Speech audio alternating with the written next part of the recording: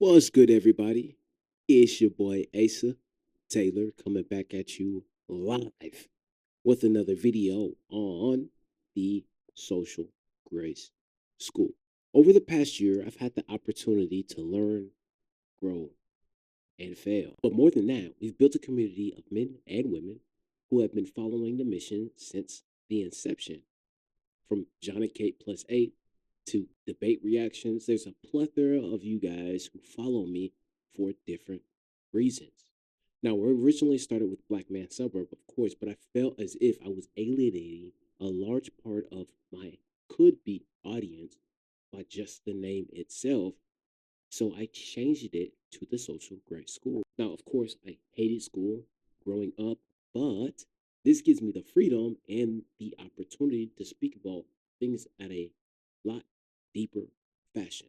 For example, like relationships, religion, and most importantly, give comments on social events or social things that is happening out in the world. Which brings me to this point here.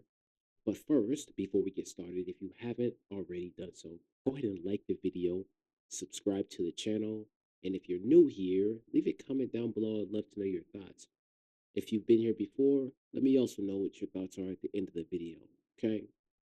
But it brings me to this point here. There's three things, major things that I want to go over in today's video, and that's professionalism, poise, and class. Now, why are these three things important? Now, let's start with professionalism. Professionalism is important because everybody judges a book by its cover. There was a saying I actually came across on, I believe it was Instagram. People complain, they stay the same, and they never change.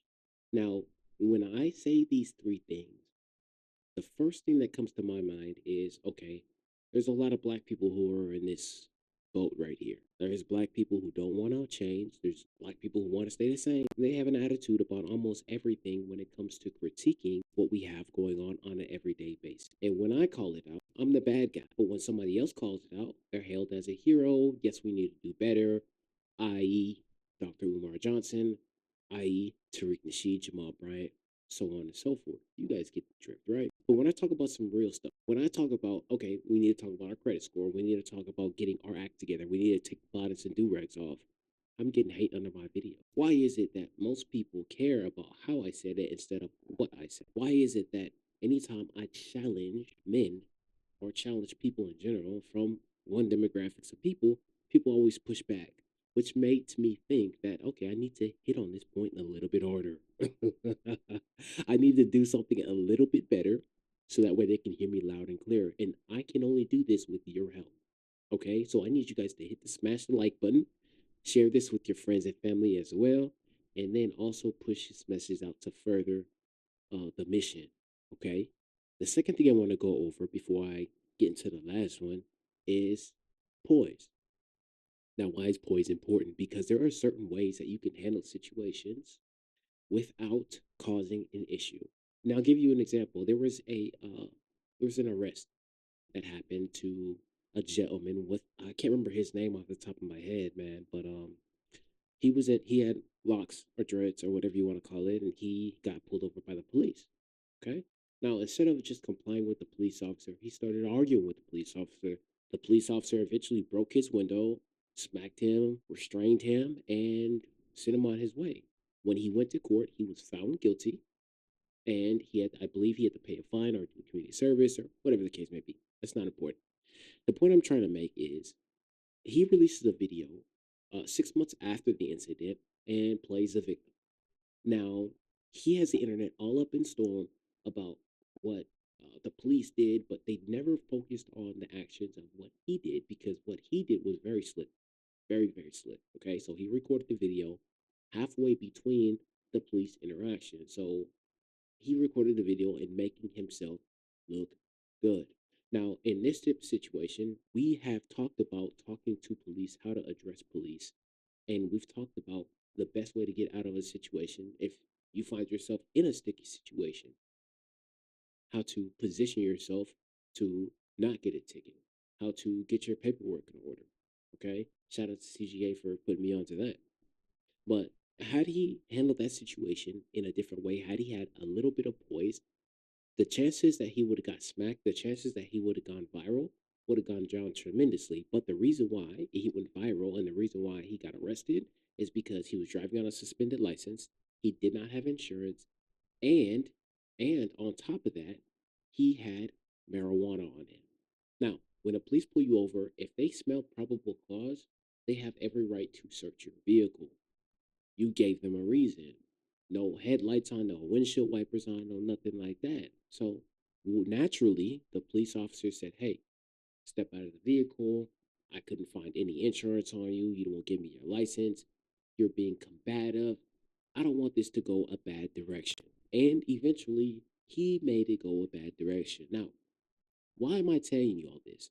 I'm saying this because it's important to understand how to position yourself so you don't have to be in a position like that young man was in before. You need to have poise and character enough to say, you know what? I'm not going to win this battle with the police. I'm just going to say, yes, sir. I'm going to accept what he gives me, and then I'm going to fight this in court. That is poise. Yes, sir. No, sir. Yes, ma'am. No, ma'am. I understand. Even if you disagree, I understand. And then move on with your life. There's no need to sit here and talk to the police officer, fight with the police officer over something that you have no control over because at the end of the day, you're going to lose every single time. Yes, yes, you are.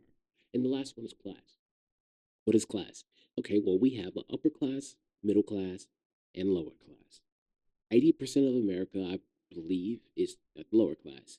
Then you have the middle class. That is, I would say, $100,000, $125,000 to $250,000. That is kind of like the threshold for the middle class, and then the upper class is $300,000 and up. That it's really really good money. Now you're venturing into the 0.1%, 0.5% of the population who make that type of money. Now, a lot of the things that we do that we think is not normal to the rest of the world. Okay. So I'll give you an example. If I'm waking up at 3:30, 4 o'clock in the morning to get a workout in, and I hear loud music and people talking on the patio, I'm going to be annoyed. I'm going to be annoyed. I most certainly am. Why? Because that is not normal where I grew up in. I grew up in a gated community. I'm going to call the police. I'm going to make sure that I'm safe because what is happening right now is not normal. So I feel threatened. But the lower class people think that that's completely normal to be up at 3:30, 4:30 in the morning, talking loud, playing loud music, ripping and running with your Dodge Challengers and stuff like that. Okay, cool. Okay, I'm sorry, Charger. My bad, my bad, my bad. But people think that this is normal. But someone like me who grew up in a gated community, who grew up in the suburbs, I'm gonna call the police and I'm not gonna feel bad for you. I don't care if you have a kid. You can go visit that kid through visitation hours when you're behind glass. It makes no difference to me. However, when we get into, well, I have a certain amount of money, this is how I was raised, we've always done this, I get that. But you do realize that you're making yourself more of a target. I'll give you another example, right? I go into the store, right? Because I just relocated somewhere else. I go into the store, and the majority of what I see is do rags, bonnets, um, you know, torn up joggers and sweats and stuff like that. And listen, I grew up sometimes nappy too. I get it. But like at some point in time, like you have to have a little bit of respect for yourself and not go out like that. You know what I'm saying? But I think that this is normalized to the point where people are like, okay, well, yeah, this is normal for me. I want to go out and look like this, or everyone else is doing it, so why shouldn't I do it? Listen, listen, listen, listen. People are making assumptions and people are making judgments on you based off of your attire. Now, where I used to live at in Seattle, what's normal to go into the store, slacks, jeans, nice shoes, whatever the case may be, that is normal. If you're not going into the store like that, they're looked at as weird. In the South, especially in Arkansas, that is completely normal to see everyone with do-rags and bonnets and everything like that. And more like intriguing or, alarming, more alarming now, I see guys with bonnets. I see guys with bonnets. Like, if that's not screaming lower class, I don't know what it is. So those are the three things that I'm going to be hitting on um, in this year or going forward when it comes to making content and stuff like that, as well as commenting on social events. What do you guys think? Am I off? Do you guys like the direction the channel is going? You guys' opinions are way more important than just what I want to do. So let me know down in the comment section below. And while you're at it, share the video, share your favorite video, I should say. Tag someone that you want to see this. And as always, I love you. I appreciate you. I will holler at you guys later. Peace.